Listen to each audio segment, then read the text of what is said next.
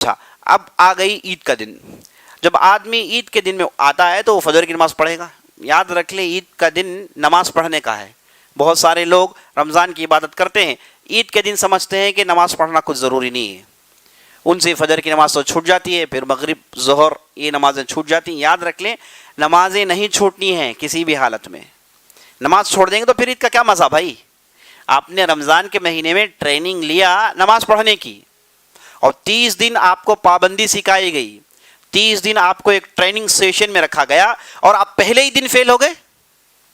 First دن آپ نے جماعت چھوڑ دی، فرسٹ دن آپ فیل ہو گئے، تو پھر کیا مقصد رہا؟ مقصد ہی پامال ہو گیا. تو رمضان کی جو ٹریننگ ہے وہ نماز کی پابندی کی ٹریننگ ہے.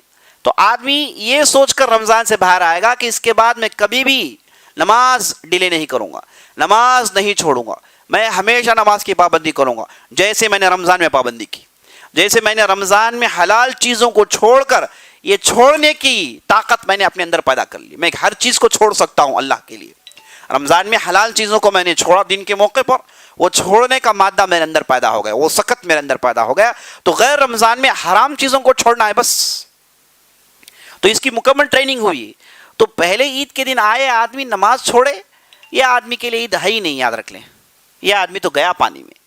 تو نمازیں نہیں چھوڑنی ہے، نمازیں بڑی شدت سے اس کی پابندی ہونی ہے. تو پہلے فجر کی نماز پڑھے گا، اور اس کے بعد نہا دھو کے عید کی نماز کے لیے عیدگاہ پہنچے گا.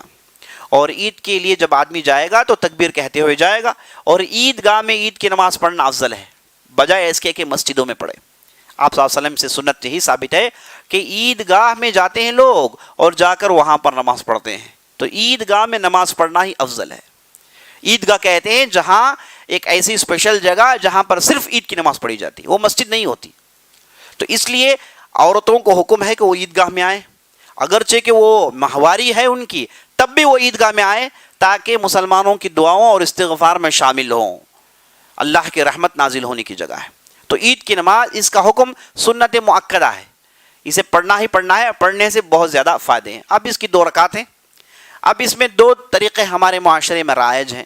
بعض لوگ 6 تکبیر ایکسٹرا 6 تکبیر کے ساتھ پڑھتے ہیں، اور بعض لوگ 12 تکبیر کے ساتھ پڑھتے ہیں. اور 6 تکبیر جو پڑھتے ہیں وہ بھی صحیح ہے، اور 12 تکبیر پڑھتے ہیں وہ بھی صحیح ہے. لیکن 12 تکبیر میں زیادہ تکبیریں ہیں اور زیادہ فائدہ ہے، زیادہ اجر ہے. اب اس کا طریقہ یہ ہے کہ آدمی پہلی رکعت میں کھڑا ہوگا تو 7 مزید تکبیرات کے ساتھ، تکبیرۃ الاحرام کے ساتھ 7 تکبیرات کہے گا، اور اس کے بعد پھر سورہ فاتحہ، ضم سورہ، رکوع، سجدہ. پھر دوسری رکعت کے کھڑے ہوگا تو مزید 6 تکبیریں، ایکسٹرا 6 تکبیریں عام تکبیروں کے علاوہ. تو 7 + 5 مزید 5 تکبیریں، تو 12 تکبیریں ایکسٹرا ہو گئی. اس سے اس کی عید کی نماز ہو جاتی ہے. اور عید کی نماز کے بعد معانقہ کرنا، مصافحہ کرنا، مبارکباد دینا، یہ سب اچھی چیزیں ہیں. یہ سب مصافحہ کرنا یہ سنت ہے نا. ایک دوسرے کے لیے دعا دینا سنت ہے. اور اس دن خوشی منانا ہے کسی بھی حالت میں. جو لوگ ذمہ دار ہیں وہ کوشش کریں کہ بچوں کے اندر خوشی لائیں، اس دن ان کے دن کو خراب نہ کریں، خوشی لائیں. اور کسی کے پاس اللہ نے پیسے دیے تو اس نے نئے کپڑے خریدے، اچھی بات ہے. اور کوشش کریں کہ اپنے خاندان میں جتنے بھی غریب لوگ ہیں وہ نئے کپڑے پہنیں، ان کے گھر میں خوشی آئے. نہ کہ صرف زکوٰۃ الفطر آپ نے ادا کر دیا اور خاموش بیٹھ گئے، یہ بات ٹھیک نہیں ہے. چیک کریں کہ آپ کے آس پاس جو بھی آپ کے رشتہ دار ہیں کیا انہوں نے نئے کپڑے خریدے. دیکھیں آج کل کپڑے کوئی معاملہ نہیں ہے. نبی صلی اللہ علیہ وسلم کے زمانے میں کپڑے بہت بڑی چیز تھی. ایک آدمی کے پاس بڑی مشکل سے 2-3 کپڑے ہوتے تھے، اور کپڑے بیچتے تھے لوگ، پہنے ہوئے کپڑے بیچتے تھے، وہ خریدنے والے موجود تھے. تو وہ زمانہ الگ تھا. لیکن آج ہمارے معاشرے میں کپڑے یہ بیسک نیڈ ہیں. تو آدمی چیک کریں جو اپنے آس پاس جو لوگ ہیں وہ واقعی نئے کپڑے پہنے ہوئے نہیں ہوئے، تو اس کے لیے اسے کوشش کرنی چاہیے. تو عید کے دن آدمی نئے کپڑے پہن کے خوشی منائے گا، نمازیں نہیں چھوڑے گا. اور اس کے بعد بعض لوگ ہوتے ہیں وہ جاتے ہیں اپنی داڑھی کو اتارتے ہیں، کہتے ہیں کہ بھائی رمضان کا مہینہ گیا تو بس اب راحت ملی ہے نا. اب اس کے بعد بعض ہوتے ہیں وہ جاتے ہیں پکچریں دیکھنے کے لیے ہے نا. یہ سب یاد رکھ لیں، رمضان کے ٹیسٹ میں آپ نے فیل کر لیا. یہی ہے، اگر کسی نے ایسا کیا تو اس نے وہ پورے ٹریننگ سیشن کو پامال کر دیا، فیل ہو گیا.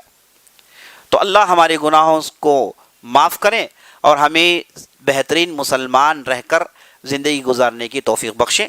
یہاں پر اپنی بات ختم کرتا ہوں.